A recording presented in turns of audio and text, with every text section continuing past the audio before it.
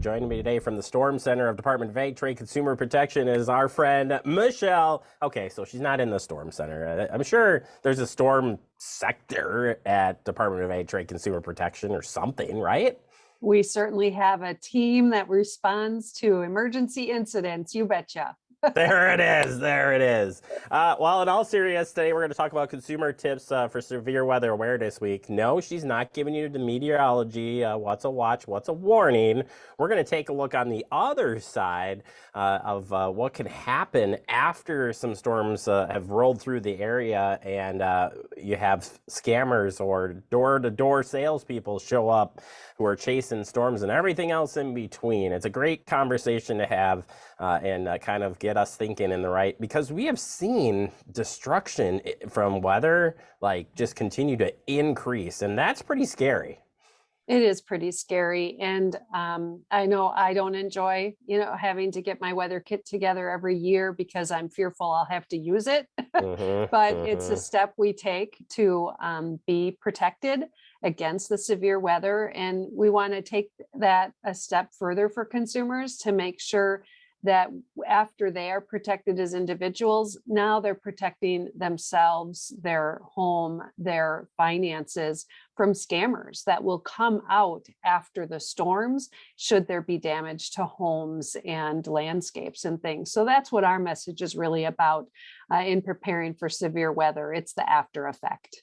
So let's talk about the storm chaser, because that's kind of where this circles around. There are companies or so-called companies or contractors that their sole purpose is to capitalize in your most vulnerable moment after a storm rolls through. There's a lot of things, moving parts after a storm rolls through, so we'll try to get that breakdown. But what are we watching out for these storm chasers? Yeah, we see legitimate, great companies that are in surrounding communities and neighborhoods come out to help when there is damage done to a community, and really pitch in to help pick up trees and repair roofs and things. And they're local, they're the individuals that are going to be there, and companies that stand behind their work. But then we see crews of individuals that also come in and say, great, give me $1,000, I'll clear those trees for you. They're from out of state, many states away usually. They just follow the storms, take the $1,000 you hand them, and then drive off in their truck. Or maybe they clear a couple of branches, but they don't show up the next day to finish the job. And that's what we want to make sure that consumers aren't taken advantage of in those situations, just because they're in need of assistance. So to kind of break it down, let's say a storm rolls through, most likely for us in Wisconsin, here I'm going predicting storms, but we might see some wind damage or some hail damage on roofs.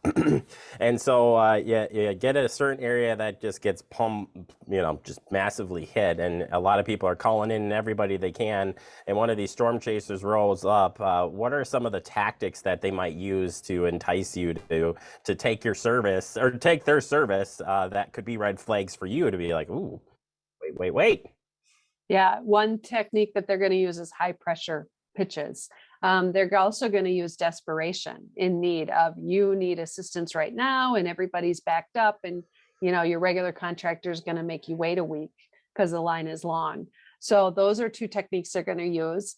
They're going to use deep discounts of, okay, it'll only cost you $500. They start the work, they're done. Now you owe them $1,500, and they'll only take cash because it's not traceable type situation.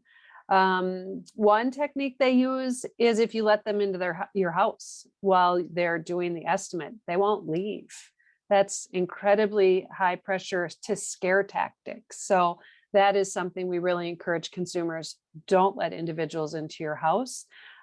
If you have interior damage, get out the yellow pages of the phone book and call the local contractor to make the appointment. Just don't use the individual who has come door to door, which is another technique. It can be a legitimate way to sell services, but if they're door to door and they don't have the proper permitting or municipal authorization to be selling door to door in your community, that's another red flag. You want to authenticate any identification and that they have what's required in your community in order to to work in your area and be selling door to door. And often in response to storms that are severe and mass in nature for a community, that community will set up a center where you can go and find out about resources.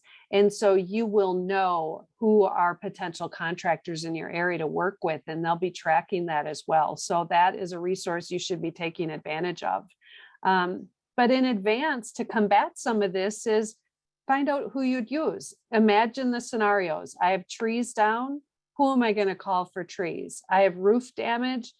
Who do my friends and neighbors and insurance agent recommend that I use, and have those contacts put together or put in your smart device? Who's the guy I called for a flooding basement in that individual, or window damage? Who am I going to contact for that? And put that list of resources together. Yeah, it's sort of like putting that the severe weather kit, as you had mentioned, together. These are things you could put in that kit with your insurance documents, important pictures, whatever you keep or have available for your plan. That should be one of your plans. I think that's a great suggestion there. Also, just selecting contractors. I know that you have a phenomenal piece on your website on choosing contractors. Where can people find that resource? Because that, I think, if you could know a little bit about because in a panic, you're like, oh my God, I need to get this done like right now, and everything else in between. But there's some great resources on your website that talk about picking out contractors and working with contractors, legitimate contractors, that kind of covers some of the stuff you talked about earlier. Yeah, I'm so glad you brought that up. Our home improvement contractor tips is one of the pieces I think you're talking about, and you can find that at DATCP.wi.gov. Just in the search bar, put in home improvement, it'll bring up that information.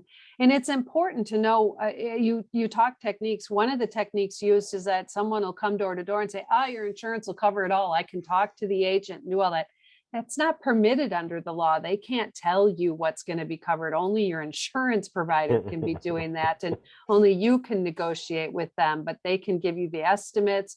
Always get those in writing, get that contract in writing. And lien waivers, lien waivers, lien waivers. Those are two words you need to make sure you ask for those and get those lien waivers with any payment you make. Yeah, like I said, that I've looked at it a couple of times for hiring contractors myself to make sure I'm not missing questions to ask, and be prepared for things that might come up when choosing that contractor, to make sure that I am not putting myself at risk, or the contractor either. So it's great information. One more time, Michelle, where can people find that great information? And if anybody has any questions regarding this stuff, how can we contact you? Yeah, reach out to our consumer protection hotline at 1-800-422-7128, or the website is DATCP.wi.gov. All right, Michelle, thank you so very much. Let's hope for not a big season in severe weather, but know that people have put their kits together and included some information on staying protected from those storm chasers. That sounds great. A nice calm spring. Thanks. I like it. All right, thank you.